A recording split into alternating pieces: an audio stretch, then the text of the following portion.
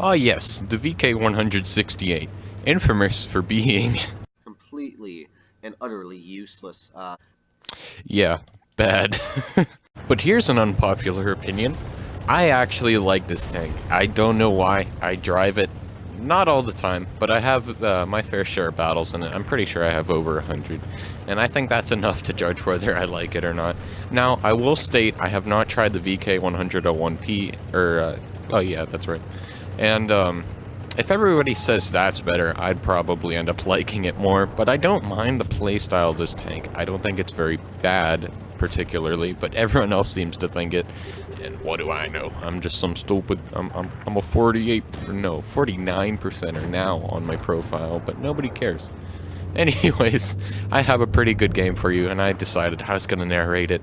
I wanted to get it done before the update, which actually ends up coming out tomorrow, because then I won't be able to use this replay. But we are on Normandy, which immediately is like, okay, I'm in a super heavy, what am I going to do on Normandy? There's not a lot of buildings, there's not a lot of cover.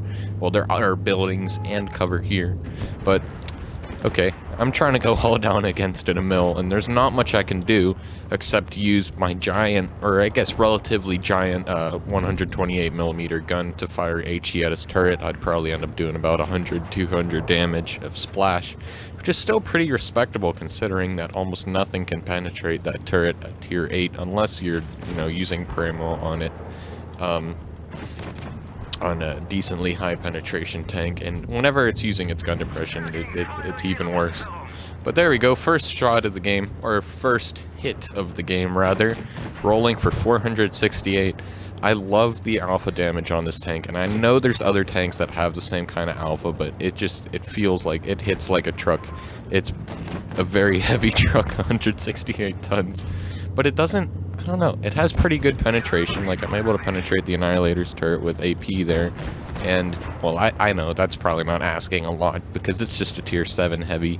I'm a tier 8 heavy. I'm a big German boy, but nah, whatever. I'm able to do it, and then I load APCR, and then even more lights up, and it's great and wonderful. But look at that, I rolled, I think, 493, and I ended up taking him out. That was a little bit of a high roll, because I have 460 alpha, but definitely a very satisfying shot here. But now, if you look at the top, we just lost a guy. We lost our smasher. We're a little bit in a bad situation, I guess, and it's just getting worse as our Type 62 dies. Now, all we have is this SC-152 who's been caught out by a 41 and a KV-13, and then it's probably just going to come down to me and my friend. And I remember I was telling him, okay, fall back to where I am. You don't want to be in the middle of the map because you're just going to get caught out here. But he doesn't end up really heeding my directions there. Nice snapshot on the KV-13, and just going back, I don't know why he pushed forward. He was really frustrated because RNG was not on his side this game, and I don't know, he was blinded by rage, I guess. But now it's a 1 versus 3 situation, and a tank that everybody calls horrible, and against what, 1,100 hit point Emil, a 500 hit point M41, and a one-shot, let's see, AMX 1390. So there's 2 light tanks, and I'm a super heavy tank, and they're gonna try to circle me. But immediately, I take the Bulldog out, which was very good for me. But now there's an Emil up my ass, puts 2 rounds in, but I'm full health. I was really good at saving my hit points at the beginning of the battle. I was doing really well there, so I can actually afford that, and it's not that big of a deal. But now I was thinking, where's the 1390? I don't want him to get behind me. There he is. Take him out. Now I don't have to worry about him, and now it's just mono and mono with this Emil 1 here, and we need to drive forward and take him out. Now, if I remember, he had 1 more shot left in his clip, unless he decided to reload. There's the 1 shot. Let's see if he reloaded his clip. Yeah, he did. So he only puts 2 shots into us, which means he probably has 1 more. I don't know why he wouldn't. And there it is, and he ends up bouncing, and I get a nice shot into his upper plate there, from what it seemed. And now it's actually looking good. It's looking pretty good. He has 535 health, a 2-shot for me, and I have 943, which, you know, let's think it has 320 alpha. I'm a 3-shot for him. So I decide I'm just going to push him forward.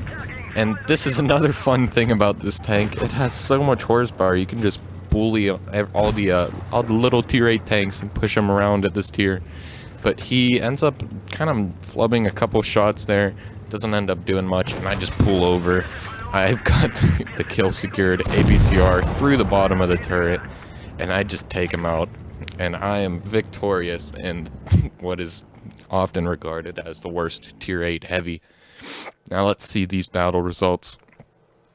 Yeah, a mastery 3.7 thousand damage, which isn't too much, but it's still very respectable. 5 enemies killed, getting me a Radley Walters medal, and this is just a really good result. 100,000 credits, and you know that was a pretty hard carry, because look at the damage difference. They're almost equal, and that means if I didn't do this much damage, our team would have kind of really sucked it. And same with their mill. Their team actually didn't do too well too. So hats off to the mill. I ended up giving a thumbs up to that mill player and just letting him know that he was a worthy opponent, because he did really well that game. And guess what? I outplayed you in the worst tank at tier 8. Well, not the worst, probably. Panther 88 comes to mind, at least for how it was on PC. But anyways, thank you guys for watching. I hope you enjoyed this replay, and I will hopefully have a couple more videos coming out soon. I'm sorry for the delay. I've been super busy recently, and I've been trying to get as much content out as I can, and this is about all I can do. So see ya.